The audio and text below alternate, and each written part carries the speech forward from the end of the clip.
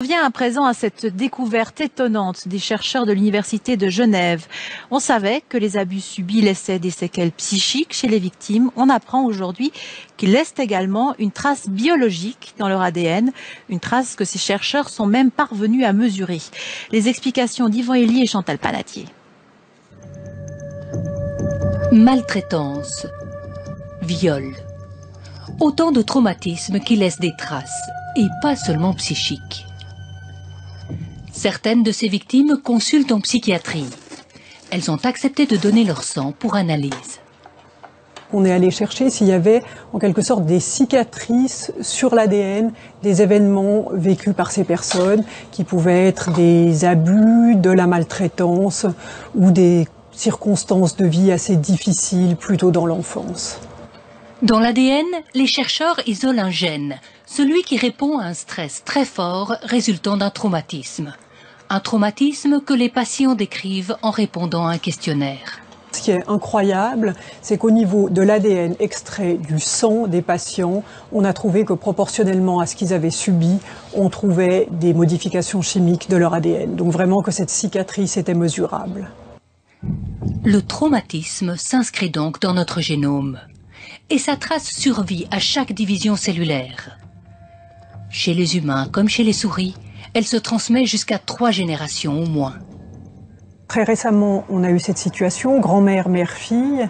La grand-mère a un mari qui a violé la fille et de là est issue une petite fille, donc le produit de l'inceste.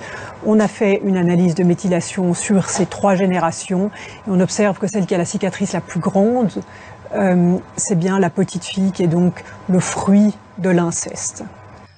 Le gène de la grand-mère, profondément choquée, est moins marqué que celui de la mère qui a subi le viol. Mais la petite fille, qui n'a jamais été violée, porte la plus grande cicatrice. Mais il y a une bonne nouvelle, cette trace, on peut l'effacer, par les médicaments et les thérapies. Encore une raison, s'il était nécessaire, de soigner les traumatismes, pour les effacer dans notre tête et dans notre ADN. Nora Knauer, bonsoir. Bonsoir. Vous êtes pédopsychiatre. Qu'est-ce que cette découverte change pour la praticienne que vous êtes? Écoutez, cette découverte nous réjouit et confirme nos sentiments déjà existants depuis plus de 50 ans. C'est que l'enfance, surtout la toute petite enfance, est très vulnérable aux aspects traumatiques de son environnement, les aspects traumatiques potentiels. Et mettons déjà les psychanalystes d'enfants, les premiers chercheurs aussi des enfants de la guerre, ont remarqué que plus l'enfant est jeune et a été profondément traumatisé, plus dans son comportement, dans sa vie ultérieure et dans son développement, il peut en garder des traces. Alors des traces identifiables, mais réversibles, on l'a dit. Est-ce que cette guérison, c'est quelque chose que vous constatez, vous, dans la pratique ?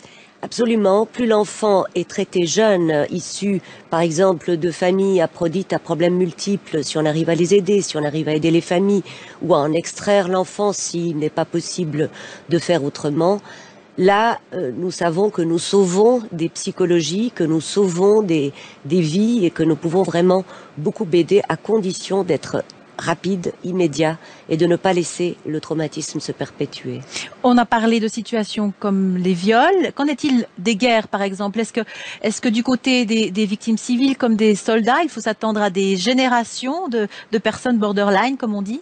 Écoutez, nous connaissons bien les problèmes de guerre aussi pour les adultes. Les retours du Vietnam sont parlants. Maintenant, ceux de la guerre d'Irak également, d'Afghanistan, laissent des traces sur le comportement, sur la vulnérabilité aussi aux différentes contraintes sociales de ces soldats.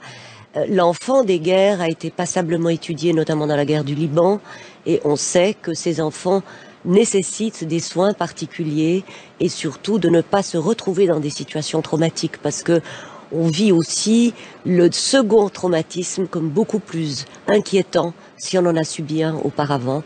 Donc il s'agit de protéger le milieu environnant de ces enfants ou jeunes adultes qui sont devenus vulnérables. Des gens qui constituent une partie de la société dont il faut prendre soin. Maintenant, on a un moyen d'en prendre soin, ça nécessite des moyens. Que faire dans le fond ? Être conscient que la psychiatrie de l'enfant, la psychiatrie du jeune adulte, de l'adulte et de la personne âgée est une branche de la médecine essentielle à défendre, parce que pour finir, qu'est-ce qui rend heureux ? c'est notre psychologie. Qu'est-ce qui nous rend malheureux? C'est également notre psychologie, et que la psychologie est vraiment au centre de l'être humain, et même au centre de sa biologie et de son propre corps. Et ça, c'est une découverte quand même très étonnante et très rassurante d'un certain côté. Merci beaucoup, Dora Knauer.